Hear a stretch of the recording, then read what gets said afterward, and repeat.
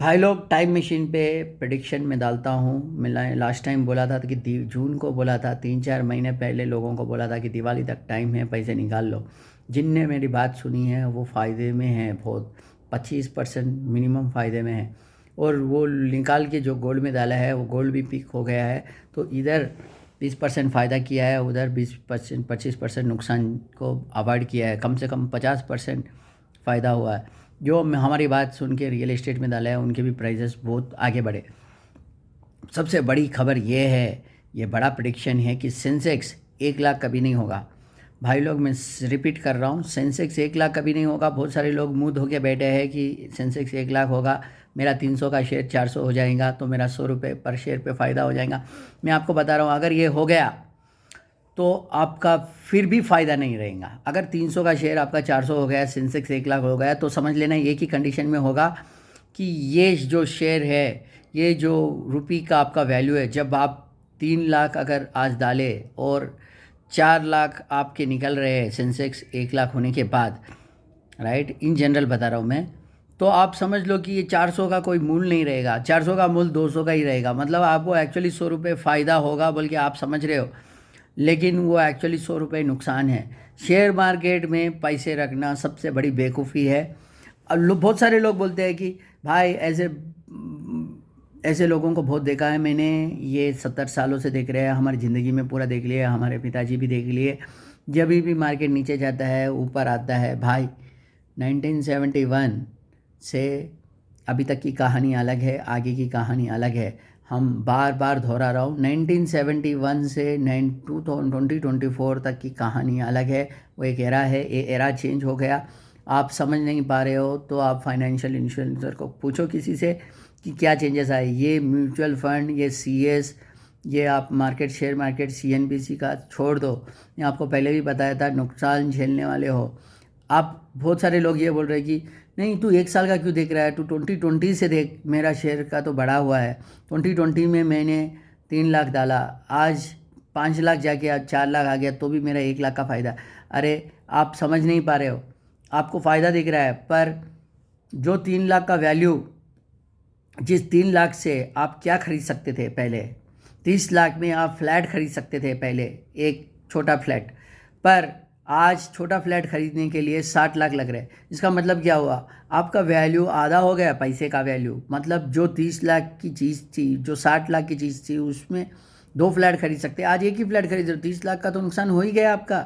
तो अगर आपने शेयर मार्केट में 30 लाख डाल के डबल भी कर लिया तो वही कुछ भला ये नहीं किया है 4 साल में। और 4 साल का मत देखो, आप सिर्फ यहाँ से देखो, क्योंकि एरा चेंज यहाँ से हो रहा है। तो आप ये 2000 से 2000 से 2004 तक आपको इसको छोड़ देना चाहिए। ये जो फ़ायदा हो गया, आप इसको पकड़ के मेरे को 4 साल का CAGR निकालो, 5 साल का CAGR, ये बंद कर दो, ये बेवकूफ़ी है। ये एरा ख़त्म हो गया है। आप उसको एवरेज करते जाओगे, आप CAGR का एवरेज करते जाओ, वो वो 20 से हो जाएगा 15, 15 से 9 हो जाएगा, ये 5 साल तक एवरेज करते जाओ, नीचे जाते ही रहेगा। मार्केट ऊपर आने वाला नहीं है भाई लोग, समझ लो बात को। मार्केट नहीं आएगा। क्यों नहीं आएगा? क्योंकि इकनॉमी टेल स्पिन डाउन में गया है, डेप्ट बहुत बढ़ रहा है। गवर्नमेंट का डेप्ट इतना बढ़ गया है कि गवर्नमेंट की हालत ये है कि दुनिया का टैक्स कलेक्ट करने वाले हैं, और टैक्स कलेक्ट करने से अब ये पोजीशन ऐसी आ गई कि जैसे आप, ये रहता है ना, एक एक रबर को आप कितना खींचोगे, खींच खींच खींच खींच के एक स्ट्रेस लिमिट ऐसी आ जाती है कि वो रबर टूट नहीं चाहिए। इंडियन इकोनॉमी का ऐसा है, टैक्स पेयर को, मिडिल क्लास को इतना खींचे ये लोग, इतना खींच खींच के यहाँ तक लेके आए कि अब ये टूटने का समय आ गया है। समझे? स्ट्रेस उतना बढ़ गया है कि टूटने का समय है। अब इसमें टैक्स ज़्यादा करे तो हर एक आदमी आजकल, बिजनेसमैन क्या कर रहा है, सोच रहा है कि मैं बिज़नेस करूं या रियल एस्टेट में डालूं, क्योंकि रियल एस्टेट तो बढ़ना ही चाहिए। तो रियल एस्टेट हर जगह बढ़ रहा है। मैं टेंशन लेके, मैं इंटरेस्ट रेट बढ़ने भी वाले हैं, अब ये सब चीज़ लेके, मैं टेंशन लेके बिज़नेस करके 15% 20% कमा रहा हूँ। इससे अच्छा है मैं ये रियल एस्टेट में डाल दूँ, मेरे ऐसे भी 20% क्या 40% तो सीधा सीधा आ जा रहा है मेरे को साल में। 20% भी आ गया तो मेरे भगर मेहनत की काम है, और मेरे को लॉन्ग टर्म इन्वेस्टमेंट हो रहा है, और मुझको बार बार ये बेचना करने की ज़रूरत नहीं है जिसमें कैपिटल गेंस देना पड़ रहा है। तो भाई, शेयर मार्केट का काम हो गया है, सीधी लकीर में लिख लो। राम ने बोला था पहले भी, अभी भी बोल रहा हूँ, शेयर मार्केट में अगर आपने एक शेयर भी लेके रखा है तो बेवकूफ़ी है ये। बहुत बड़ी बेवकूफ़ी है। शेयर मार्केट का टाइम हो गया है। म्यूचुअल फंड, पेंशन फंड्स, आपके पास एफडीज है, सब विड्रॉ करके आप रियल एस्टेट और गोल्ड में डाल दो। भाई लोग, मैं बता रहा हूँ, ये टाइम फिर नहीं आएगा। आप सोच रहे हो कि चल 3 साल के बाद में ले लूँगा, अभी तो मैंने घर लिया है, अभी तो मैंने ये लिया है, कार लिया है, अब मेरे को अगले साल में लूँगा। भाई अगले साल जब तक तुम लेने जाओगे ना, वो रेट कहीं की चले जाएंगे, नहीं ले पाओगे। आपको डिसीजन जो भी लेना है इसी साल, अभी इसी महीने। मैं लास्ट टाइम भी बोला था कि ये लास्ट बस है। ये आपको सिर्फ और सिर्फ जनवरी फरवरी, अभी तो जनवरी चले गया, मैं जनवरी का टारगेट दिया था कब, और नवरात्रि के पहले दिया था कि जनवरी के पहले ले लो, कोई भी चीज़ लेना है रियल एस्टेट। आप मानोगे नहीं, जिस सोसाइटी में मैं रह रहा हूँ अभी, उसमें जनवरी में 2 BHK था 90 लैक्स। आज क्या है, नहीं ये जून जुलाई में 90 लैक्स था, आज 1.5 लाख करोड़ हो गए। सोचो कितना बढ़त हुआ है। मतलब हर जगह वैसे ही है। जो 9,000 10,000 में बिक रहा था पर स्क्वायर फीट, आज 13,000 15,000 हो गया। 10,000 से 15,000 होना 50% ऊंचा है। 30% सब जगह ग्रो हुआ है 6 मंथ्स में। भाई ये लास्ट में जब चिराग बुझने का टाइम आता है ना, तो बहुत अंगार बहुत आती है। तो ऐसे ही है, ये हाइपर इन्फ्लेशन बुझने का टाइम आ गया है। ये इंडियन इकोनॉमी का बुझने का टाइम आ गया है। तो इसमें क्या होगा, अब जो हाइपर इन्फ्लेशन ग्रो होगा वो बहुत ज़्यादा होगा, टैक्स भी बहुत लगेंगे हर चीज़ का। अफोर्डेबिलिटी जब तक, अफोर्डेबल लोगों के पैसे जब तक खजाने हैं, पीएफ में हैं, इधर है उधर है, तब तक वो बढ़ाते रहेंगे और एकदम से खल्लास होने वाला है। तो समझो आपके पास यही टाइम है, लास्ट टाइम है। अगर आपकी कार है, बड़ी कार बेच दो, रियल एस्टेट में डाल दो पैसे। और आपके पास कहीं फालतू पैसे कहीं डाला हुआ है, निकाल लो। प्रोविडेंट फंड में है, पैसे निकाल लो। और कहीं भी पैसे है पड़े हुए हैं, खाली ब्याज के हिसाब से, एनएससी बॉन्ड्स इधर उधर, सॉवरेन गोल्ड बॉन्ड्स जहीं भी है निकाल लो। सोने में डाल दो, रियल एस्टेट में डाल दो, टायर 2 टायर 3 सिटीज़ में डालो। बहुत धमाकेदार 10 गुना अगर पैसे हो गया आपको 3-4 साल में, कोई ताजुब की बात नहीं है भाई लोग। तो इसीलिए मैं बता रहा हूँ, आप सेफ़ खेलो, बहुत सेफ़ खेलो। खाली ऑफिस में बैग पकड़ के लेके जाके रोज़ आना जाना, 2 घंटे जाना 2 घंटे आना, वहाँ एक भाषण सुनना, मैनेजरों की गाली सुनना, फिर बाद में आके काम करना, फिर बोलना कि मैं बहुत बिज़ी हूँ, मैं पढ़ नहीं पाया, मैं सोच नहीं पाया। ये सब चीज़ जो है ना, झूठ आप अपने नेक्स्ट जनरेशन को मत बोलना, क्योंकि आपके पास टाइम था, आपने बेवकूफ़ी किया और सुना नहीं बातों को, अपने आप को होशियार समझे और ट्रेडिशनल जो 10 साल 20 सालों से होता हुआ है उसी को आप सही माने।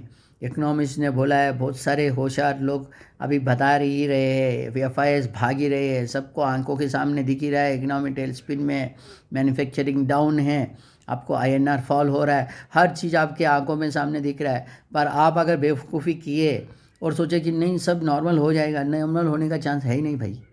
क्योंकि डेब्ट और बढ़ेगा, आपके टैक्सेस और बढ़ेंगे। ये डेब्ट और टैक्सेस बढ़ने से आईएनआर भी फॉल होगा। अपने पास रिसोर्स है नहीं। अपन ने यूएस को बोल दिए कि हम गोल्ड खरीदेंगे नहीं, हम डॉलर डंप करेंगे नहीं, और डॉलर अपन डंप नहीं करेंगे पर यूएस खुद डंप कर देगा उधर, और सब आपका रातों रात 25% कटक हो जाएगा। और ये सब चीज़ होने वाला है। यूएस रशिया से डायरेक्ट डील कर ले रहा है, आप हो जाओगे बाहर।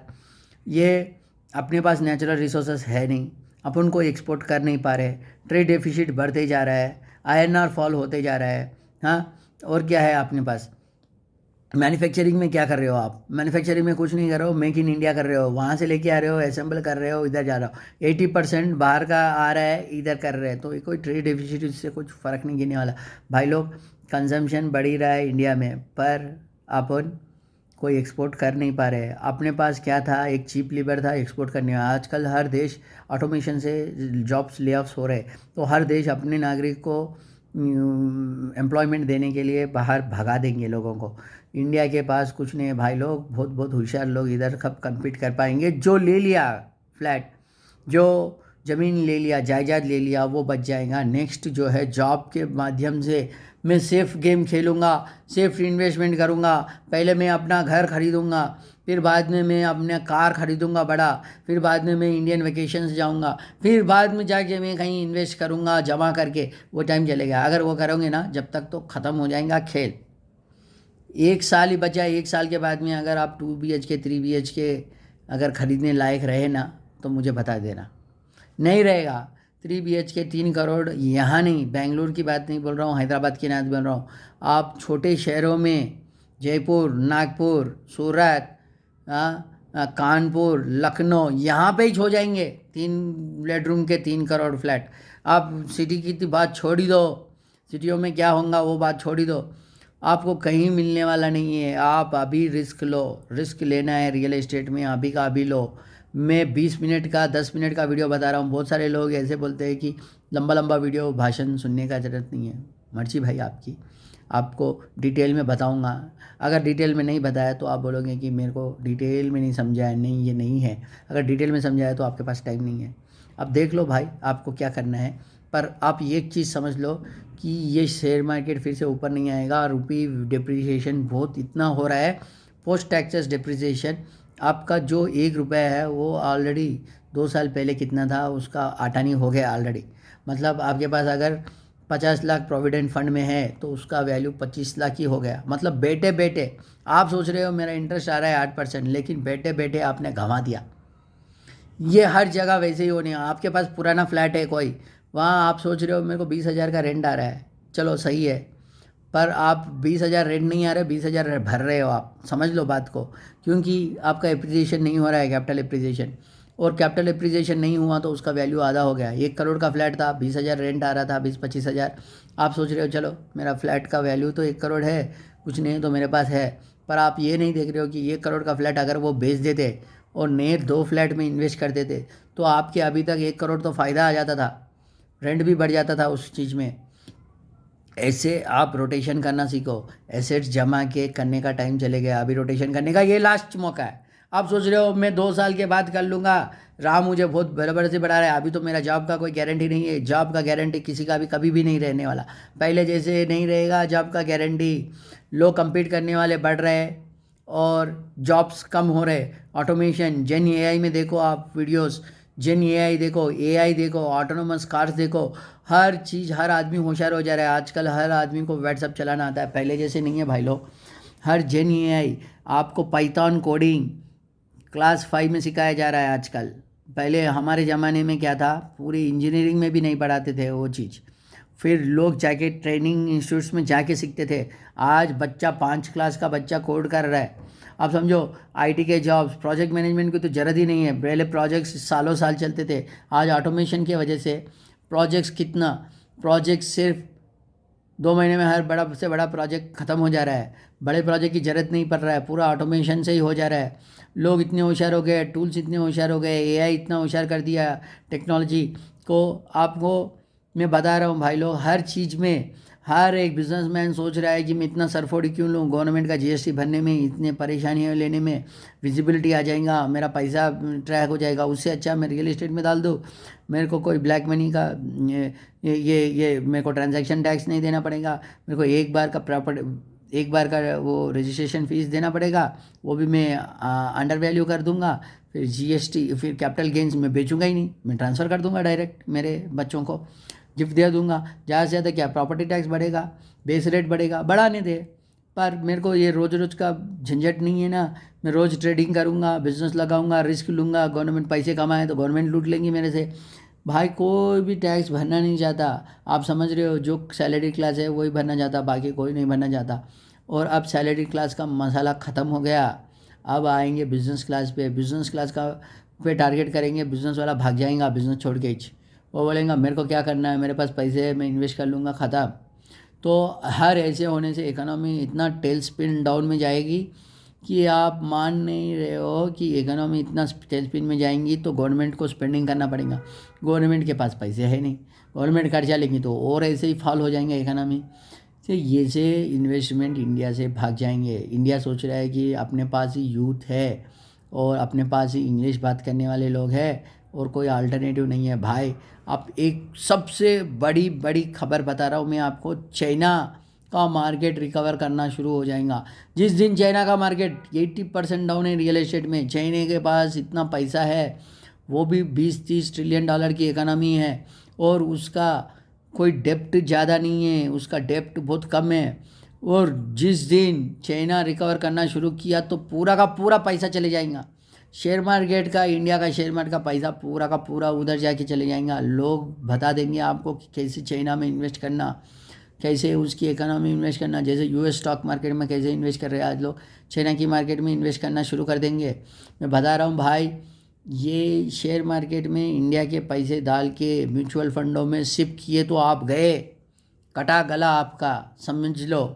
क्योंकि पैसे आप वेस्ट करने वाले हो, मैं इसीलिए बता रहा हूँ आपको, लंबे लंबे भाषण में बता रहा हूँ, आप समझो बात को।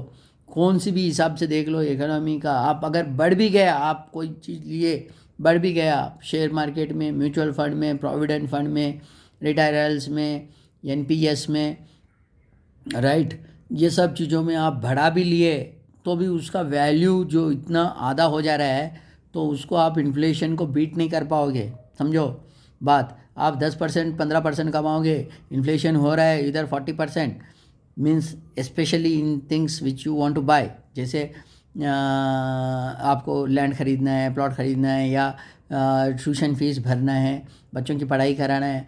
1 करोड़ में 2 बच्चे पढ़ रहे हैं आजकल, 50 लाख तो आपको रखना बाजू में खाली पढ़ाई के लिए, हायर एजुकेशन के लिए सही। अगर उसको नौकरी नहीं है तो सादे इंस्टीट्यूट में पढ़ाओगे, फिर नौकरी मिलने की गारंटी नहीं है। तो आजकल बहुत सारे लोग इन्वेस्ट कर रहे हैं वैसे। तो इसीलिए मैं बता रहा हूँ, रिस्क लेने का टाइम अभी है। आप अगर एम्प्लॉयड हो, लोन लो, रिस्क लो, और ये बड़ी बड़ी चीज़ें जो है, बड़ी कार है तो आप बेच दो, पैसे निकाल लो, इन्वेस्ट करो। थोड़ा सेक्रीफाइस करना पड़ेगा। नहीं, मैं मेरे कंफर्ट जोन में ही रहूँगा, जो जो होना है होना दो। देख लो, ये राम बहुत डराता है ज़बरदस्ती का, और ये कुछ होने वाला नहीं है, खुद ने क्या कर लिया। मैं आपको डराने के लिए वीडियो नहीं बना रहा हूँ, मैं आपके अच्छे के लिए बना रहा हूँ, कोई नहीं बताएगा। आप CNBC करो, मेरे को 10 साल का वीडियो कोई भी एक बता दो कि कभी भी उस लोगों ने बोला है कि शेयर मार्केट से बाहर निकलो, कभी नहीं बोलेंगे। ऊपर है तो बोलेंगे ऊपर जाएगा, नीचे गया तो बोलेंगे एवरेज करो, और डूब गया तो बोलेंगे इससे अच्छा टाइम नहीं है, इससे नीचे क्या जाएगा। कभी आपको वो नहीं बोलेंगे कि भाई निकाल लो पैसे, इंडिया की इकोनॉमी इतनी ख़राब है, FII भाग जा रहे, रिच लोग भाग जा रहे, दूसरे इसमें पैसे कमा के इधर पैसे डबल करके। मेरा एक दोस्त है, दोस्त का दोस्त, वो पैसे जाके रियल एस्टेट में डाल दिया, मेट्रो आने के वहाँ पे लैंड, उसका 1 करोड़ डाल दिया हिम्मत करके, एक फ्लैट बेच दिया, 1 करोड़ का लोन ले लिया, 2 करोड़ डाल दिया, 5 करोड़ हो गया, सीधा यहाँ से पैसे लिया, दुबई जाके घर ले लिया, ख़त्म, और जाके शिफ्ट हो गया उधर। ये तो ऐसे लोग भाग जाने वाले हैं, बड़े बड़े लोग, इन्वेस्टर्स, ये बड़े पैसा भाग जाने वाले हैं। और जो जो ब्लैक मनी वाले वो उसमें डालते थे शेयर मार्केट में, वो भी ख़त्म हो जाएगा। डालेगा कौन? कोई नहीं डालेगा। मिडिल क्लास के पास पैसे बचेंगे तो डालेंगे शेयर मार्केट में। ये सिप गिप सब ख़त्म, LIC, स्टेट बैंक्स और ये थोड़े PSUs बचे हुए हैं, इनका भी खलास हो गया। तो जयराम जी की नया करेंसी आएगा, वो करेंसी बोलेगा कि 4 रुपये के बदले में 1 दे रहे, मतलब 75% आपका खलास। ऐसी चीज़ें होने वाली है, आप याद रख लेना मेरी बात। राम ने बहुत पहले बोलता है, राम 2 साल पहले बोलता है, लोगों को समझ नहीं आता है, पर होता ही है। आप मान लो ये बात को, मैं बता रहा हूँ कि ये टाइम जो है फिर आने वाला नहीं है। भाई लोग, बहुत होशियारी से काम लो। अगर आपने रिस्क नहीं लिया तो सबसे बड़ा रिस्क है कि आप रिस्क ना ले। अभी गोल्ड और रियल एस्टेट में ज़रूर पैसे डाल लेना। बहुत बहुत धन्यवाद। कोई क्वेश्चन रहे तो पर्सनली पूछ लेना, मैं आपको डिटेल में समझा दूंगा, ठीक है। Thank you.